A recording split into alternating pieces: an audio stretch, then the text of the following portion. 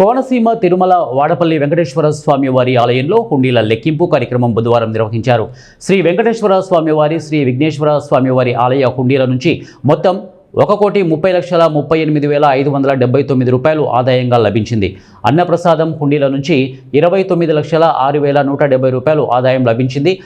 మొత్తం 27 రోజులకు గాను 1,59,44,749 రూపాయలు ఆదాయంగా లభించినట్లు డిప్యూటీ కమిషనర్ నల్లం సూర్య చక్రధర్రావు తెలిపారు.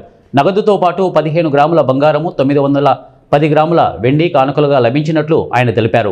మొత్తం 8 దేశాలకు చెందిన 35 విదేశీ కరెన్సీ నోట్లు సైతం లభించినట్లు తెలిపారు. హుండీ లెక్కింపునకు పర్యవేక్షణ అధికారిగా అమలాపురం దేవాదాయ శాఖ అధికారి అసిస్టెంట్ కమిషనర్ వి సత్యనారాయణ, తనిఖీదారుగా జె రామలింగేశ్వరరావు, వైవివి సత్యనారాయణ, ఇక వెల్ల గ్రూప్ 3 దేవాలయాల తదితరుల వ్యవహరించారు. ఇక అర్చక స్వాములు, గ్రామస్తులు, పత్రికా ప్రతినిధులు, శ్రీవారి సేవకులు, దేవస్థానం సిబ్బంది హుండీ లెక్కింపు కార్యక్రమంలో పాల్గొన్నారు.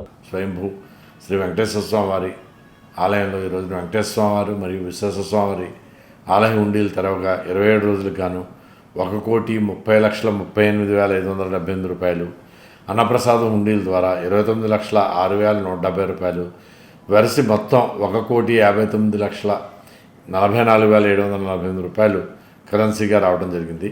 బంగారం 15 గ్రాములు, వెండి 910 గ్రాములు వచ్చింది.